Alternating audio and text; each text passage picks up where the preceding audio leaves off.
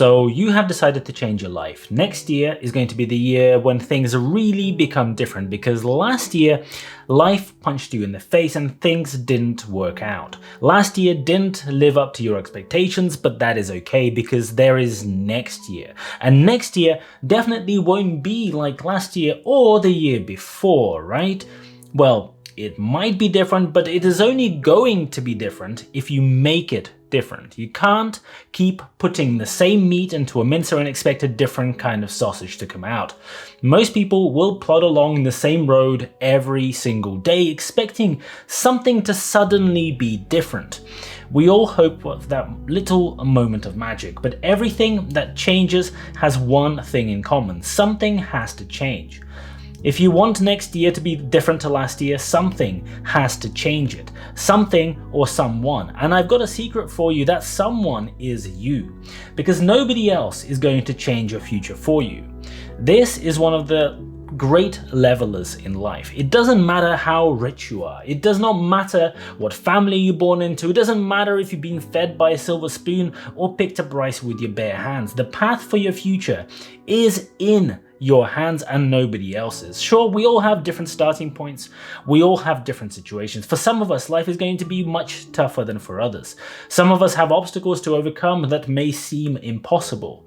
But if you are looking for how you are going to change your situation next year, you have two choices. You can make a long list of reasons why you are not going to make it. This is the easy option, so this is the one most of us every single time are going to take. You don't have the time. You don't have the skills. You don't have time to learn the skills. You don't have the time to even find out what the skills you don't have time to learn are. You don't have money, and making money is far easier if you already have some to start with. You have strangling debts that aren't your fault. You have obligations, you have family, children, friends, and you don't have luck on your side.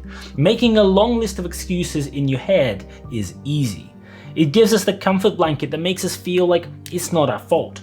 It takes our problem and passes it to some other place, to somewhere else, to someone else, somewhere that isn't us. But you have another choice.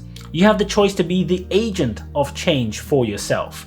You can make next year different, and you can improve things. You can turn things around. But don't make the mistake of letting excuses be the reason why you ultimately don't.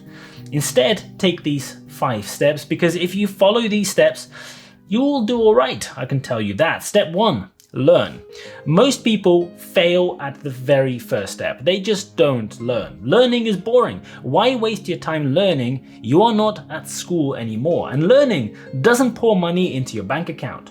It is not the next dog token. If you have already learned everything you need to know to make it and become rich, you have learned nothing at all, because the more you learn, the more you find out you are yet to learn. Learn new skills. Improve yourself, become more efficient, be smarter. Be smarter with your time, be smarter with your choices and with your priorities. You can learn most things out there for free, so don't start making excuses before you've even got started. Learning can lead to a better paid job or open your perspective to entirely new opportunities, new paths. But before you tread too many new paths, go and look at step 2. Which is building on your foundations. We all have our foundations. We're all born different, and your differences are your strengths. They are not my strengths or anybody else's. Don't let anyone tell you otherwise. Starting a new project, starting something afresh is exciting. Thinking of a new idea or a new direction to take every day is great. But if you want to put up a house next year that will weather storms that are going to come, you will need a solid foundation, so invest your time in building out that foundation. Because I can tell you now, those storms will eventually come. At some point you will fail. Sometimes you'll fail hard. You'll find out that you suck at something. You will completely fall flat on your face, and then you'll realize that you suck actually at a lot of things, because we all do. That's what makes us human. But that doesn't even matter. You should embrace who you are and what your foundations are. Your foundations might look different to other people's, but that is the plot of life that you have got, and that is what you need to build on top of. You can't go and build on somebody else's. Step 3.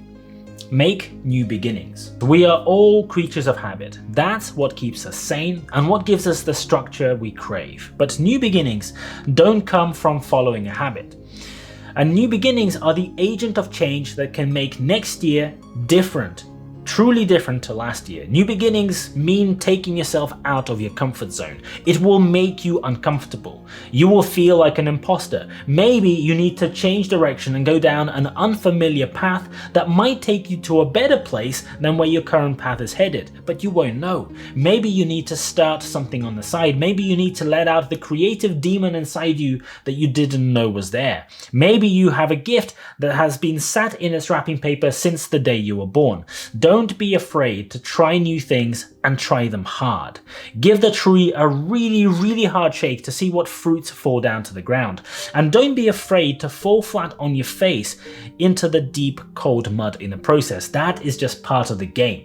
The next part of the game after that is to get right up, wipe the mud off your face so that your eyes can see what's in front of you, and go again. Most of these games you're going to lose. But you don't need to win every single one. You don't need to be Forrest Gump. Mama might indeed be right. Life might really be a box of chocolates. And you might not know which one you're gonna get, but I am telling you that if you try enough of them, you'll eventually find one that you really like. Step 4. Persevere.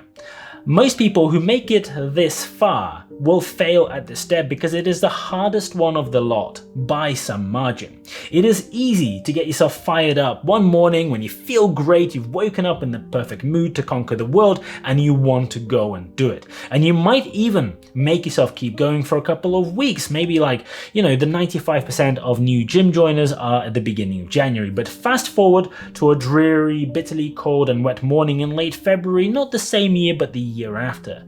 You have a million things in your mind. Life has moved on, you have problems, you don't have the time, and you are gonna skip today. It's just one day. That is where perseverance comes in. Nobody is going to push you like you can push yourself.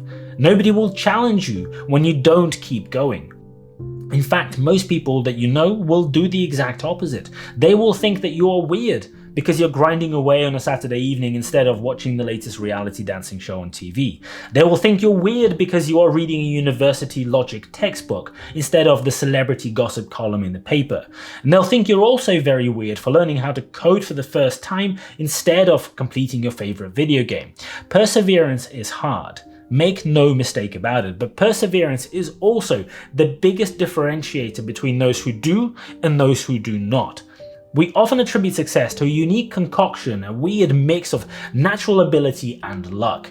Because we didn't see our favorite footballer spending 3 hours practicing before school every single day, come rain or shine. We did not see our favorite musician practice daily, grinding away at it, feeling like they're not getting anywhere for years before anyone ever heard them play. And we didn't see the owner of a small no-name company battling every day to make their tiny business get somewhere, to make it succeed a decade before you went and invested in that multi-billion public company. And step 5, get up when you fall down. Perseverance is important, but if you're going to do really well, you are going to have to fall. And you are going to fall. If you're not falling regularly, you are just not trying hard enough. And giving up when you fall down is easy. Sometimes it just all seems like too much. Sometimes it seems like everything is gone. Maybe your early work led to nowhere. Maybe your fragile business crashed and burned. As humans, we attribute far more weight to physical things that we can see and feel and touch than to the knowledge and the experience that we have gained. But it is the knowledge and experience that will drive your success in the future. And part of that building that knowledge and experience is through failure. You have to test your thinking. If your tests only ever return positive results, you're not testing anything. You're in an echo chamber, you're just seeking confirmation. And if you want next year to be different to last year, you know what you have to do. You knew it all along, but now you just need to go and make it happen.